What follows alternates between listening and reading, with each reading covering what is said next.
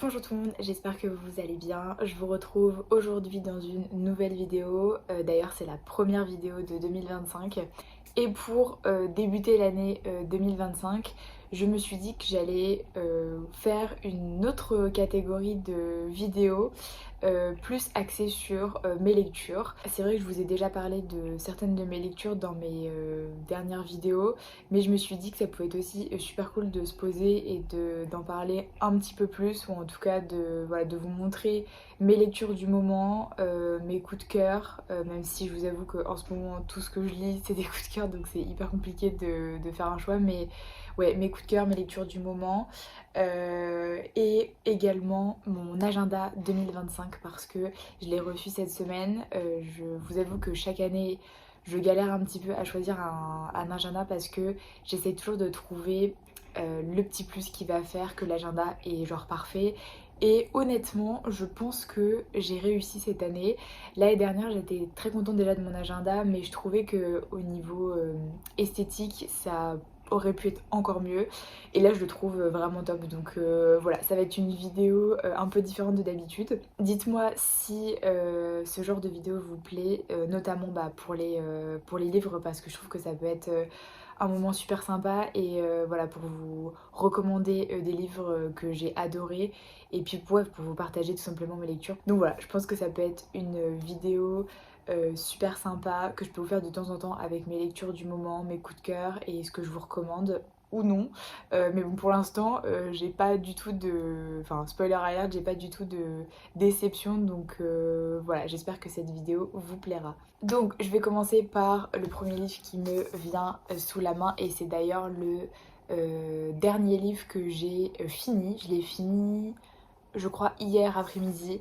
Et je suis absolument fan de cet auteur. Donc c'est Michiko Aoyama et c'est La bibliothèque des rêves secrets. J'ai découvert cet auteur par un autre livre que j'ai juste là aussi, qui est Un lundi parfum matcha. En fait, je cherchais des livres pour cet été, d'ailleurs je vous en avais parlé dans un vlog je crois, et j'étais tombée sur ça et en fait je vous avoue que la couverture m'avait juste séduite. Et en plus voilà, je me suis dit un lundi parfum matcha ça me parle, je l'ai acheté mais tout de suite en fait, j'ai même pas réfléchi. Et juste voilà, j'ai adoré, mais adoré ce livre. Et depuis j'ai cherché en fait la suite ou des livres du même auteur. Et du coup à Noël j'ai commandé La bibliothèque des rêves secrets et Un jeudi saveur chocolat. Et il s'avérait quand j'ai regardé un petit peu que La bibliothèque des rêves secrets c'était le premier livre que du coup Michiko Aoyama a sorti. Et ensuite elle enchaîne avec Un jeudi saveur chocolat puis Un lundi parfum matcha si je ne dis pas de bêtises. Et en fait je suis absolument fan de sa façon d'écrire, de son style, sans vous spoiler quoi que ce soit, mais que ce soit dans La bibliothèque des rêves secrets ou les deux autres livres, c'est plusieurs petites histoires, c'est-à-dire généralement c'est des histoires sur une personne en particulier, un parcours de vie, un métier en particulier. Et ce sont, surtout pour La bibliothèque des rêves secrets, et en fait on pense que toutes les histoires sont décorrélées, mais elles ont un point commun, c'est un lieu commun. Donc dans celui-ci c'est une bibliothèque et dans les deux autres c'est un café d'ailleurs, c'est exactement le même café, c'est le café Marble. Et du coup toutes les histoires en fait ont un lieu commun et au fil des pages on se rend compte que certaines personnes rencontrent d'autres personnes qui sont également dans le livre, dans d'autres histoires. Et finalement, à la fin, la boucle est bouclée. On a l'impression que tout fait sens et que toutes ces personnes sont un petit peu connectées, ou en tout cas qu'elles ont un lien particulier avec un lieu ou d'autres personnes. Et j'ai trouvé ça vraiment hyper sympa à lire. J'avoue que depuis quelques années, j'ai repris la lecture parce que j'avais un petit peu arrêté pendant un paquet d'années du fait de la prépa, parce que j'ai fait prépa littéraire, donc classe préparatoire littéraire, Hippocagne pour les personnes qui connaissent le nom. Et en fait, durant ces 2 années, vous faites que lire, mais vous faites que lire des choses qui vous plaisent pas toujours. Donc voilà, vous vous forcez à lire et parfois ça peut être un petit peu agaçant. Ce qui fait que à la sortie en fait de prépa, j'ai complètement arrêté de lire et j'ai repris, je sais pas, quelques années plus tard. tout en lisant peut-être un livre par-ci par-là, mais c'était principalement pour ma licence et mon master si je dis pas de bêtises, ouais, et pour mes mémoires. Donc franchement rien de... Enfin ça m'intéressait mais j'étais pas non plus hyper enthousiaste à l'idée de lire ça. Et après, je me suis remise à lire, mais des livres axés sur le développement personnel. Et j'ai vraiment adoré. J'en lis encore, justement, j'en ai un dont je vais vous parler juste après. Mais j'en ai lu énormément. Et si je regarde là-bas, c'est parce que j'ai vraiment accumulé une petite collection de justement de livres un petit peu iconiques sur le développement personnel. Et c'est vraiment des livres qui m'ont énormément appris, qui sont hyper intéressants mais qui sont aussi hyper intellectuels entre guillemets, ce qui fait que c'est pas des lectures qui sont très plaisantes en fait. C'est plus des lectures où vous allez réfléchir, ou ouais, des lectures qui vont toucher vos émotions, votre inconscient, etc. Donc ça peut parfois être un petit peu lourd et dense, dense en termes de lecture, en termes de style d'écriture, sachant qu'aussi je les lis en anglais, donc les trois quarts du temps c'est quand même assez accessible, mais il y en a qui peuvent être un petit peu lourds, etc.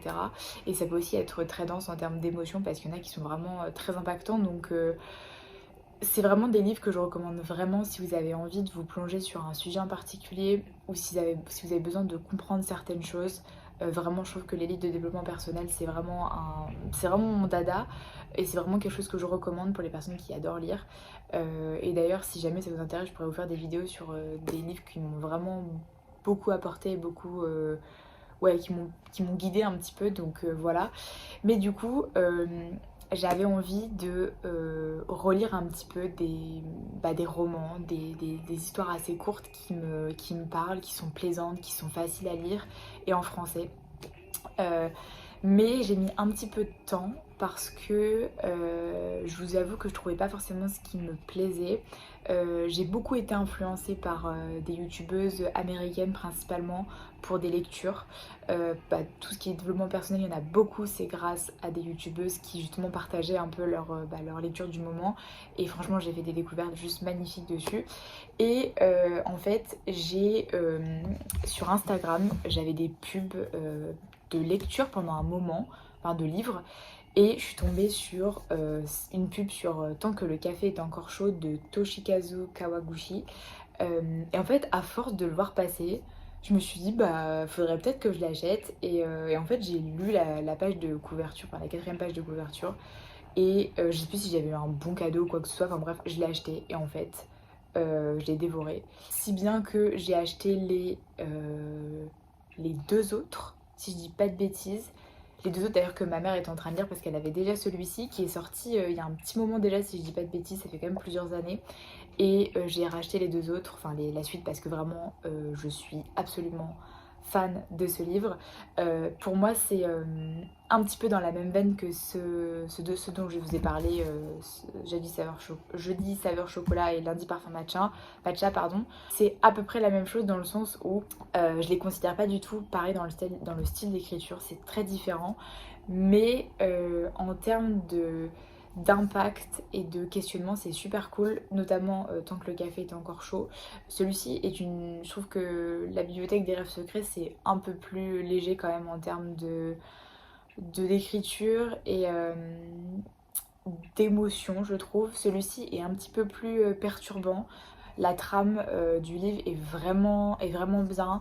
Et je trouve qu'on comprend beaucoup de choses d'ailleurs à travers les différents livres, donc le premier, le deuxième et le troisième. Mais c'est pas tout à fait la même chose que celui-ci. En revanche, le point commun que tous ces livres ont, ceux que je vous ai montrés, c'est du coup l'univers japonais, l'univers nippon, la culture japonaise. Et ça c'est quelque chose qui se ressent et qui est vraiment hyper bien décrit, je trouve, dans ces livres-là. Il y a vraiment ce respect, cette déférence et une simplicité dans l'écriture qui est vraiment hyper agréable à lire, et moi qui m'a vraiment redonné le goût de lire justement. C'est vraiment quelque chose que j'ai du mal à expliquer. Alors ce qui est sûr et certain, c'est que moi j'adore la culture japonaise. J'ai un frère qui vit au Japon, j'apprends le japonais également. Je suis allée au Japon plusieurs fois.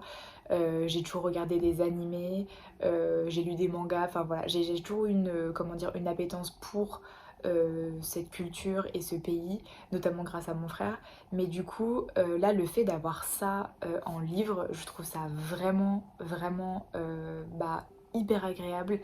C'est une lecture qui est hyper, hyper cocooning, qui vous fait réfléchir en même temps parce que celui-ci en particulier, c'est plusieurs portraits de vie de personnes qui ont des parcours différents, qui ont des métiers différents et qui se posent des questions justement sur leur chemin de vie, sur leurs décisions, sur ce qu'ils doivent faire.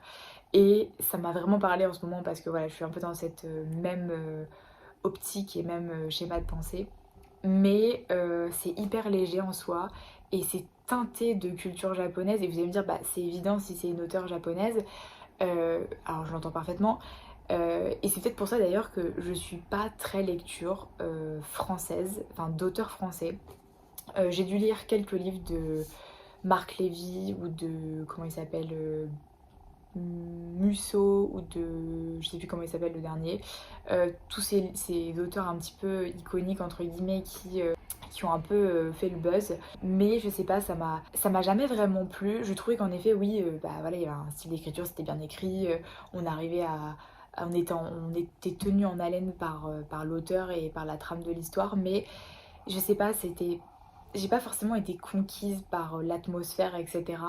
Là, franchement, c'est un petit bonheur. C'est un monde hyper, j'allais dire poétique, mais plus que ça, je trouve qu'il y a ce petit côté aussi spirituel et vraiment, c'est quelque chose que j'apprécie énormément et que je retrouve justement dans ces auteurs et dans ces livres. Et c'est vraiment un réel plaisir de les lire. Donc, ouais, je peux que vous les conseiller. Ils sont quasiment tous en livre de poche. Ils sont aussi en livre comme ceci. Je sais pas quelle est la différence, enfin c'est pas un livre de poche en tout cas. Lui il est à 19 € ce format là et bah du coup les formats de poche sont à entre 7 et 8 € quelque chose comme ça. Donc vous avez les deux, c'est juste que la couverture est différente. Pareil pour Le temps que le café est encore chaud, il y a une autre couverture quand il est dans ce format là. Mais voilà, vous pouvez les trouver à la Fnac, Cultura, etc. Même d'occasion je pense que vous pouvez les trouver. Dans les petites librairies aussi parce que Tant que le café est encore chaud, ça a eu un vif succès, d'ailleurs comme un jeudi saveur chocolat. Donc je pense que c'est des trucs que vous pouvez trouver un petit peu partout. J'avais trouvé le troisième tome dans une petite librairie, donc voilà, c'est vraiment trouvable partout et c'est vraiment ça se lit hyper hyper rapidement. Et voilà, si vous aimez la culture nippone, si vous aimez voyager, si vous aimez rentrer dans une culture qui est complètement différente, mais qui est hyper douce, hyper poétique, hyper... Enfin, il y a un fil conducteur, un fil d'Ariane un petit peu qui est présent et que je trouve vraiment super cool. Donc voilà, je vous conseille vivement de les lire si vous avez envie d'un petit bouquin assez rapide parce que franchement c'est très très rapide à lire. Et d'ailleurs j'ai viens de passer une commande chez Cultura parce que pour Noël mon père m'a fait une carte cadeau Cultura. Et du coup j'ai acheté là pas mal de livres. Je crois que je n'ai pas d'autres livres de ces auteurs mais j'en ai commandé d'autres. Ça fait un moment que j'ai fait une liste aussi de plein d'autres auteurs japonais et de plein de livres que j'ai vu passer sur les sites. Et du coup voilà, j'ai hâte de vous montrer d'ailleurs mes prochains livres pour continuer parce que j'ai encore 2 livres à vous présenter. Un que j'ai terminé, alors je crois que je l'ai quasiment terminé. Si je dis pas de bêtises, il me reste la fin, mais la fin genre c'est l'outro. Enfin ça s'appelle pas comme ça mais vous avez compris. Et c'est un livre de Jordan B. Peterson, c'est 12 Rules for Life, An Antidote to Chaos. Donc voilà, donc ça c'est la version anglaise. Il existe en français également que vous pouvez trouver à la Fnac si je dis pas de bêtises. Parfois il y en a qui sont pas tous dispo à la Fnac ou Cultura, c'est soit l'un soit l'autre, soit les deux, ça dépend. Également sur Amazon. Moi j'ai trouvé énormément de livres sur Amazon. Je suis pas quelqu'un qui, a une préférence en termes d'enseigne pour acheter. Parfois je vais acheter sur la Fnac, parfois sur Cultura. Bah là voilà, par exemple j'ai une carte cadeau Cultura, bon bah je vais tout acheter sur Cultura. Parfois dans des petites librairies, parfois chez Giberjeune, parfois sur Amazon parce que surtout pour les auteurs anglo-saxons, bah j'en trouve beaucoup justement sur Amazon et c'est bien plus pratique pour les 3/4 de ces livres là. Mais je sais absolument pas où est-ce que j'ai trouvé celui-ci, je crois que c'est sur Amazon. Et du coup, comme son nom l'indique, ce sont 12 règles pour la vie. Alors, ce livre, il est extrêmement dense. Je crois que c'est le livre le plus dense que j'ai lu de tous ceux que j'ai là. A contrario, Atomic Habits, c'est super simple à lire en anglais. Il existe aussi en français, vous inquiétez pas, il y a aussi du français, mais si vous cherchez justement à lire des livres en anglais parce que c'est hyper accessible pour certains, Atomic Habits c'est top, c'est facile à lire, c'est hyper concret. Jordan Peterson, c'est extrêmement dense. Je vais être hyper honnête, je pense que en français ça aurait été plus simple pour moi de le comprendre et je pense que je l'aurais lu plus vite parce que il a un schéma de pensée qui est extrêmement bien construit mais qui est extrêmement long, c'est à dire qu'il étale et il étale, il étale, et c'est pas négatif quand je dis ça, c'est juste que parfois c'est compliqué à suivre. Par exemple pour une règle, bah, je vais mettre, voilà, je vais prendre la règle 3. Make friends with people who want the best for you. Donc soyez amis ou avec des gens qui veulent votre bien, qui veulent le meilleur pour vous. Et en fait, soit il va parler de son expérience personnelle, ce qui est super je trouve, soit il va faire des liens avec franchement tous les domaines de vie, l'anthropologie, la sociologie, même au niveau comment dire cognitif, etc. Et c'est hyper bien, franchement. Je trouve que son raisonnement, il est hyper bien ficelé, c'est hyper profond, c'est hyper réfléchi, c'est hyper pensé. Franchement, j'ai rien à dire là-dessus, mais ça peut être extrêmement lourd à lire. Et vous voyez, c'est quand même écrit très très petit comparé à... Vous prenez un lundi parfum matcha, bon, vous voyez la grosse différence. Après, c'est pas un roman, c'est vraiment un guide un petit peu. Et je trouve que c'est quelque chose qui se lit doucement, personnellement. Je pense que la langue n'aide pas parce qu'elle est vraiment, pour le coup, c'est vraiment un anglais qui est extrêmement bien maîtrisé. Bon, après, c'est un américain, mais dans le sens où, enfin, c'est un natif, mais je veux dire, c'est vraiment il y a beaucoup de mots que je comprenais pas forcément, des tournures de phrases qui peuvent être très complexes. Donc, vraiment, moi, quand je lis ça, je me suis dit, bon, mon niveau d'anglais, il est pas aussi bien que ce que je pensais, mais ça m'a permis justement de travailler ça. Et mine de rien, on comprend quand même l'essentiel, et quand il y a un mot sur lequel je bloque, bah, je cherche la définition, enfin voilà, la traduction. Il y a aussi beaucoup de passages, comment dire, de référence à la religion, et moi ça m'a énormément à la fois surpris et à la fois énormément plu parce que il apportait une vision complètement différente de ce que j'avais de la religion et de l'interprétation de la religion. Et je vous avoue que ça m'a énormément plu, ça m'a énormément intriguée, et franchement je suis hyper contente de l'avoir lu parce que j'ai vraiment une idée un peu différente maintenant de la religion. C'est un livre que je vous recommande si vous si vous aimez les réflexions très très poussées, parfois un petit peu alambiquées, mais vraiment voilà, ça vaut le coup de le lire. C'est juste que c'est un gros pavé, un gros morceau. Très très bon livre. Et le dernier que je suis en train de lire en ce moment, parce que c'est le seul que je n'ai pas terminé en soi, c'est un collègue qui me l'a passé. C'est Courir, méditation physique de Guillaume Leblanc. Et je vous avoue que je l'avais, ça fait quelques temps que je l'ai, mais j'ai pas encore commencé. Enfin, je l'avais pas commencé. Là, vous voyez, j'en suis qu'au début. Et je me suis dit que ça pourrait être hyper bien parce que j'ai besoin d'avoir une vision autre de la course, une vision pas différente mais expliquée un peu, parce que en ce moment je galère beaucoup à courir. J'ai un peu perdu mon pourquoi en fait, pourquoi je cours, quel est l'intérêt de courir, hormis le fait voilà, que c'est bon pour la santé, etc. J'aime bien avoir un pourquoi parce que la course a jamais été quelque chose que j'appréciais en fait, enfin j'ai jamais apprécié la course. Ça a toujours été, enfin depuis petite, ouais j'arrivais dernière au cross, c'était pas du tout quelque chose qui me procurait de bonnes sensations et qui me plaisait. Ce qui fait que maintenant que j'ai couru un petit peu, que je me suis un peu mise dedans parce que voilà j'avais besoin d'évacuer, etc. Et que j'avais aussi besoin de me prouver à moi-même que j'en étais capable. Maintenant j'ai besoin de trouver une autre façon de courir et ouais, une autre raison de courir entre guillemets. Ça pourra peut-être être perçu comme bizarre, mais moi je trouve que c'est important parfois de remettre en question nos pourquoi et nos raisons pour lesquelles on fait telle ou telle chose. Et voilà, donc je me suis dit que ça pouvait pas me faire de mal de lire ça.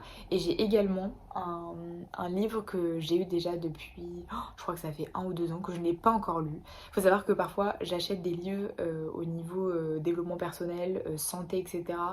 Ça peut rester un moment avant que je les lise parce que je fais vraiment au feeling au niveau des lectures, c'est-à-dire que si j'ai un livre comme ça japonais qui arrive je ne sais quand, en fait je vais privilégier cela parce que c'est plus léger et ça me demande moins de réflexion et c'est vraiment un plaisir de lire en fait. Quand c'est des lectures un peu comme ça, il y a quand même de la réflexion derrière. Alors, je dis pas qu'il n'y en a pas dans des lectures pareilles, hein. Évidemment il y a un gros travail d'écriture, c'est pas ce que je dis, c'est en termes de catégorie de livres, c'est vrai que on réfléchit plus en fait, je trouve, avec ce genre de livre. C'est ce que je pense. Après, je pense qu'on est tous différents, mais et du coup, ce livre que j'ai là, ça fait très longtemps que je l'ai. Et je pense qu'après celui-ci, ce sera sûrement le prochain que je vais lire. Donc pour ce qui est de la course, j'ai ce livre-là que j'ai commencé et qui est bien. Je vous avoue que j'ai un peu de mal avec le style d'écriture parce que je trouve que c'est honnêtement un peu pompeux. Je trouve que c'est vraiment faire des phrases compliquées pour pas dire grand chose parfois. Mais moi ce qui m'intéresse c'est surtout l'essence du livre, le raisonnement, etc. C'est pas tant le style d'écriture, même si je vous avoue que du coup c'est pas forcément une lecture qui m'est agréable en termes d'écriture, de style d'écriture quoi. Mais voilà, c'est ma lecture du moment. Donc voilà pour mes petites lectures du moment, mes coups de cœur entre guillemets aussi. Je vous montrerai ceux que j'ai reçus dans une prochaine vidéo parce que vraiment j'ai trop envie de vous parler de ça. Moi c'est vraiment quelque chose que... Enfin la lecture c'est vraiment une activité que j'ai toujours adorée. Depuis petite j'ai lu énormément de livres quand j'étais petite. C'était très fantasy, très girly, mais c'était vraiment quelque chose qui m'apportait du bonheur. Donc je pense que ça peut être un sujet de vidéo qui peut plaire et qui peut intéresser différentes personnes. Donc j'espère que mes lectures vous auront plu et vous auront intéressé, et j'espère que ça vous a donné envie d'aller en acheter peut-être un ou deux, parce que franchement les livres de poche ça coûte pas cher et c'est hyper agréable. Donc voilà pour mes lectures. Et du coup comme promis aussi, je vais vous montrer mon petit agenda de 2025. Je l'ai trouvé grâce à la chaîne de Fleur de Force. Je sais pas si vous connaissez, c'est une youtubeuse britannique que je suis depuis... ça doit faire 10 ans je pense, quelque chose comme ça. Et vraiment je m'y attendais pas du tout. Parce qu'en fait comme je vous ai dit au début de la vidéo, chaque année j'essaye de trouver un agenda qui me correspond un peu plus, que je trouve pratique, utile, beau, voilà, sans qu'il soit comment dire, extrêmement cher, et sans qu'il soit... sans que ce soit non plus un carnet à page blanche, parce que c'est pas forcément ce que je recherche. Et dans une de ces vidéos, je crois que c'était pour des cadeaux de Noël, parce qu'elle fait des séries de... Ouais, elle fait des séries de vidéos juste avant Noël, avec des idées cadeaux, etc. Et justement, c'était d'ailleurs, je crois que la marque c'est The Inspired Stories, quelque chose comme ça. Oui, The Inspired Stories. Et en fait c'était pas du tout ça qu'elle présentait, c'était un autre livre, enfin un autre carnet, etc. Et en fait quand je suis allée sur le site, je me suis dit waouh, ils sont trop bien. Il y avait plein de styles différents entre guillemets, parce qu'ils n'étaient pas tous faits pareil à l'intérieur. Il y avait des couleurs différentes aussi, des couleurs très jolies comme celle-ci, comme vous voyez. À l'origine, je voulais le rose poudré, sauf que j'ai trop attendu et il n'était plus en stock. Donc du coup, j'ai pris le beige et j'en suis ravie parce qu'il est très joli. J'ai juste un petit peu peur qu'il s'abîme ou qu'il se salisse, mais bon, j'ai pas trop le choix. Il n'y a que lui, donc voilà. Et je l'ai payé, je crois qu'il était à 25 euros, 30 ou 25 euros, et j'ai une petite ristourne de 10 euros parce que... non, de 10%, parce que j'avais un petit code promo pour la première commande. Et en tout j'en ai eu pour 35 euros parce qu'il y a eu les frais de livraison et je crois qu'il venait de l'Est de l'Europe, donc voilà. Donc c'était pour le prix, etc. Et comme vous voyez, il est juste hyper beau, beige comme ça, avec des petits... comment dire, c'est pas un beige tout lisse. La couverture elle est un petit peu granuleuse, mais vraiment très doux. Et c'est hyper quali, je trouve, honnêtement. Alors attendez, parce que j'ai déjà plein de trucs dedans. Mais pour vous montrer un petit peu l'intérieur, vous avez une petite citation du début. Vous avez petit calendrier de 2025, un peu différent. Là, vous avez la revue pour 2024 avec 3 questions différentes. Voilà. En gros, vos meilleurs moments de l'année, vos plus gros challenges, ce que vous avez appris et ce que vous avez découvert à propos de vous. Donc voilà, ensuite vous avez vos objectifs pour 2025. Ensuite on passe directement à janvier, et donc vous avez votre plan pour janvier avec les objectifs, la petite note voilà, pour marquer ce que vous avez envie de noter. À nouveau un petit calendrier pour le mois de janvier, donc là moi j'ai mis les anniversaires. Et ensuite vous avez du coup, alors je vais vous montrer sur une page où il n'y a rien, mais vous avez 2 pages pour la semaine, pour une semaine entre guillemets. Donc je vais vous montrer sur une page. Je vais vous montrer sur février parce que j'ai déjà tout rempli. Donc sur février, donc vous avez sur ce côté les jours de la semaine, donc vous avez une petite, un gros bloc par jour et le week-end est divisé en 2. Et de ce côté-ci, vous avez les 3 tâches, le top 3 des tâches à faire la semaine et justement une sorte de to-do list aussi pour les autres tâches, plus un petit encadré pour les notes et une petite citation en bas. Et moi c'est vraiment, je crois, le style d'agenda, de planeur, vous appelez ça comme vous voulez, qui me correspond le mieux. C'était comme ça quasiment pour mon ancien, mon agenda de 2024, c'était comme ça de ce côté-là. En revanche ici c'était juste des lignes, et c'est ça qui me, comment dire, qui a fait que je cherchais autre chose parce que je trouvais que c'était un petit peu fouillis sur ce côté-là quand j'écrivais, voilà, des rendez-vous et tout. J'ai tendance à mettre pas mal de choses ici, mais parfois j'ai pas forcément envie de tout mettre de ce côté-là parce que il y a des rendez-vous. Je crois que tout ce qui est important, le mettre entre guillemets ici, et tout ce qui est moins important ou ce que je fais au fil de la semaine, voilà, des petits trucs que je rajoute à faire. Filmer une vidéo, je sais pas, aller chercher tel colis, envoyer tel truc à machin. Voilà, je préfère le faire de ce côté-là, et là je trouve que c'est hyper pratique. Et donc voilà, ça c'est comment dire, l'essence du planeur parce que c'est comme ça partout. Et à la fin du coup du mois de janvier, vous avez la réflexion pour le mois de janvier et une page de notes sur le côté. Donc voilà, top. Et après on passe à nouveau voilà, à février, comme je vous ai dit, comme janvier, avec le plan de février, etc.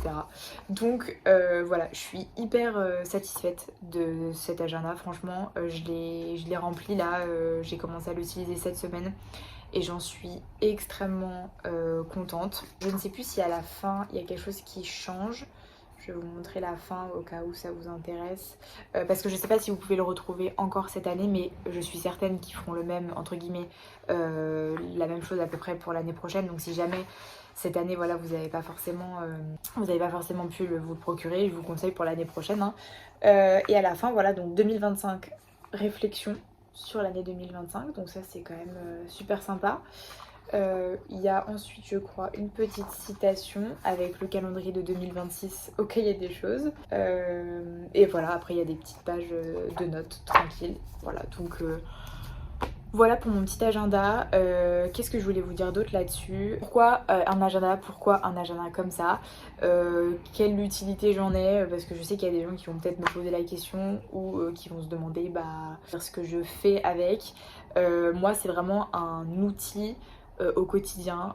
C'est un peu mon mémo de tous les jours. C'est-à-dire que chaque semaine, je le prends pour établir un petit peu ma semaine, voir ce qu'il y a et mettre également mes séances de sport que je vais faire, me rappeler des tâches importantes. Par exemple, vous voyez, bon, je veux dire, c'est un agenda, je vais pas commencer à vous apprendre ce que c'est un agenda, mais par exemple, voilà, pour la semaine prochaine, j'ai kiné le lundi. J'ai commencé à mettre au crayon à papier mes séances de sport sur le côté. Ça, c'est quelque chose que je faisais déjà sur l'ancien agenda et je trouve ça très très bien. Enfin, moi je le fais comme ça. Mes petites séances de sport et crayon de papier, et je vois à peu près en fonction de ce qui se passe dans la semaine si j'adapte ou pas. Des choses que je dois faire la semaine prochaine. Voilà, qu'il ne faut pas que j'oublie de faire. Le top 3 aussi que je remplis au fur et à mesure. Et voilà, et en fait, ce que j'aime bien, c'est que ça me permet de libérer mon esprit de certaines choses qui peuvent être, comment dire, parfois compliquées à retenir, dans le sens où bah, aujourd'hui on est un petit peu noyé dans plein d'informations, dans un flot d'informations même, notamment moi avec le boulot, puis la vie personnelle aussi, donc plus la santé, les rendez-vous médicaux, le sport, je sais pas, des choses à aller, des colis à aller récupérer, réserver un resto, appeler machin parce que sinon vous allez entre guillemets oublier. Ce sont des exemples, mais moi je trouve que c'est un bon moyen de se libérer de certaines choses qu'on a en tête. Moi c'est un bon moyen pour moi de me libérer et d'avoir une vision d'ensemble de ma semaine aussi, des choses que je dois faire, des choses importantes ou non. Aussi d'être flexible parce que pour le sport, vous voyez, j'ai commencé à mettre au crayon de papier parce que je me dis voilà, c'est comme ça que j'aimerais que ça se passe, mais la vie elle est pleine de changements et de rebondissements, donc il peut se passer que un soir je sois fatiguée, que je sois pas bien, donc je ferai pas cette séance-là, j'en ferai une autre ou j'en ferai pas.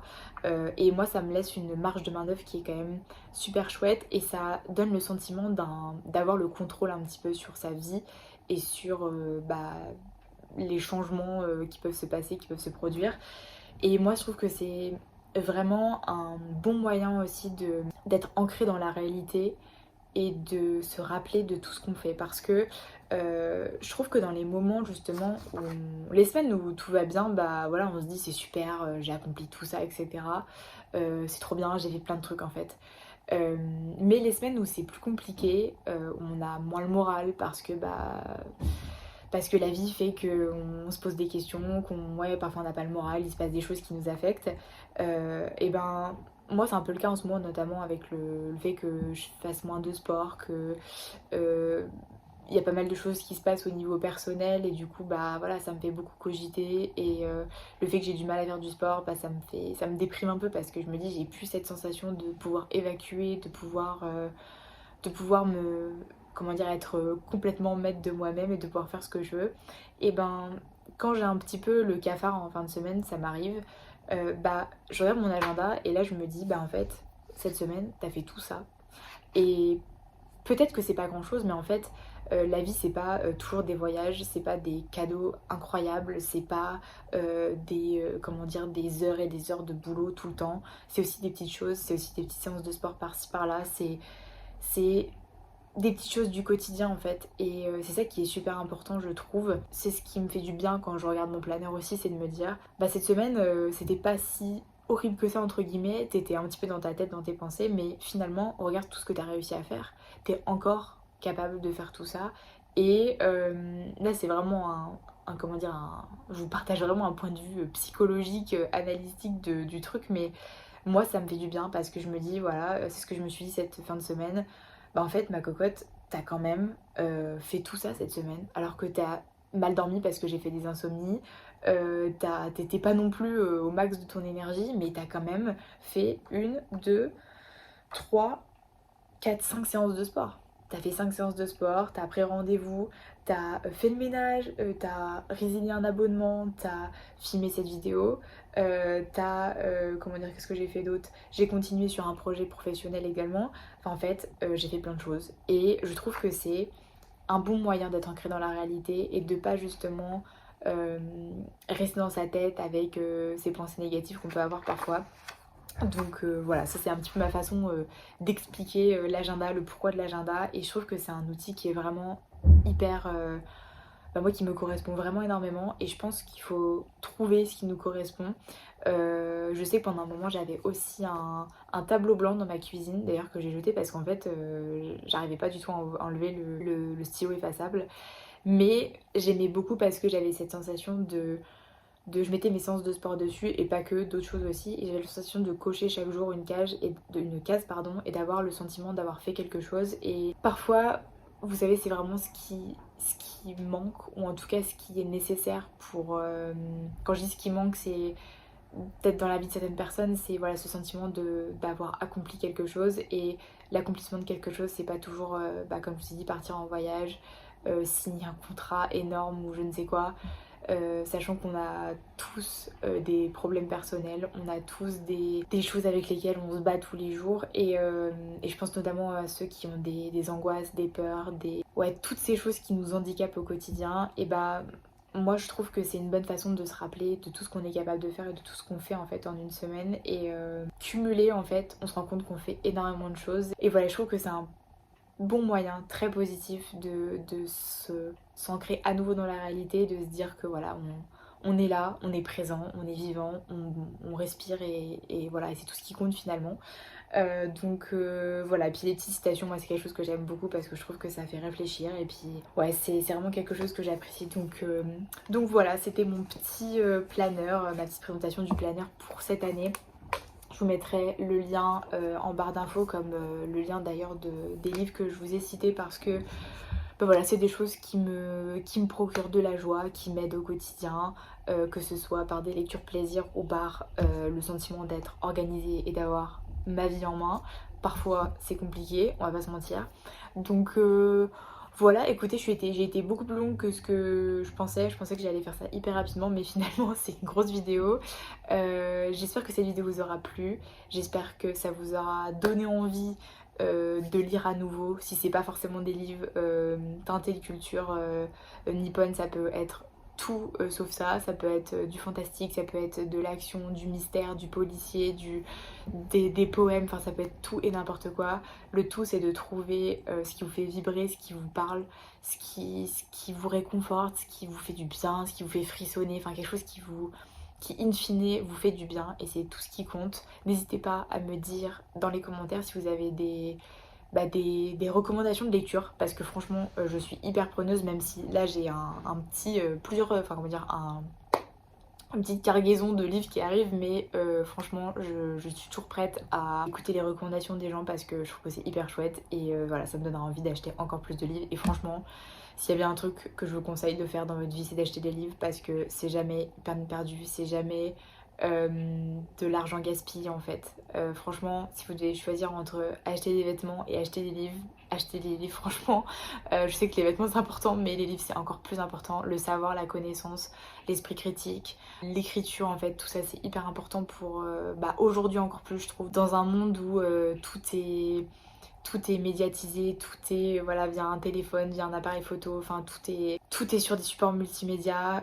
Je sais qu'il y en a qui aiment beaucoup les liseuses. Moi j'ai jamais testé mais je pense que c'est pas mon truc parce que moi j'aime sentir les livres, j'aime l'odeur du journal papier, j'aime l'odeur des magazines, j'aime l'odeur de tous ces papiers qui montrent en fait l'effort derrière toutes les personnes qui ont travaillé sur ça et je trouve que voilà c'est quand même un super moyen de les soutenir et de contribuer à ces gens qui continuent d'écrire parce qu'on en a besoin. Donc voilà, ce sera tout pour aujourd'hui.